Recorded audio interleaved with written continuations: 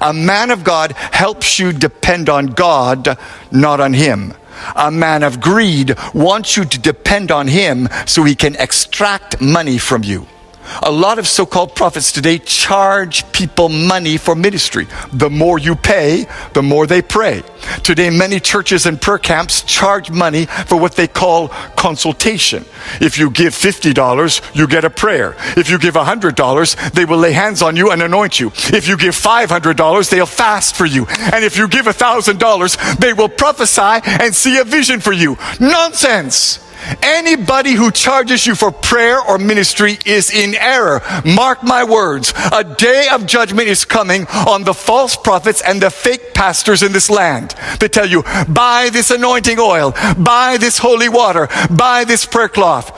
Do not be deceived. Jesus never sold any miracle, and neither did the apostles. We have to get back to the place today where we depend on Jesus and Jesus only. The cult of celebrity pastors must end.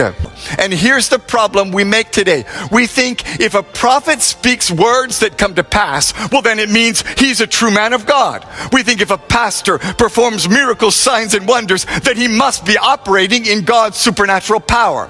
But the fact is, you can speak prophetic words that come to pass and still be a false prophet.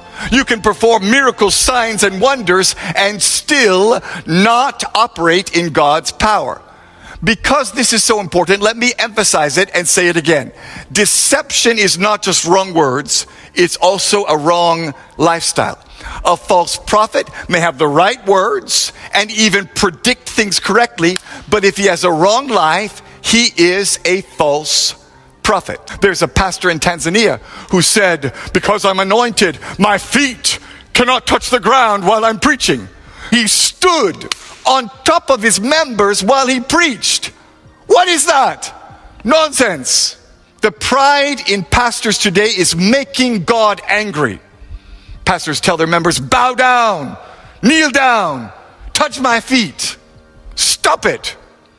Jesus and only Jesus must be glorified. A few years ago, Pastor Rabalago of the Mount Zion General Assembly in South Africa was spraying Doom, super multi-insect killer, in people's faces to cure their sickness. Pastor Light Monyaki of the Grace Living Hope Ministries commanded his congregants to drink rat poison as a demonstration of the power of faith. They died shortly after visiting his deliverance service. Ask yourself, where is that in the Bible?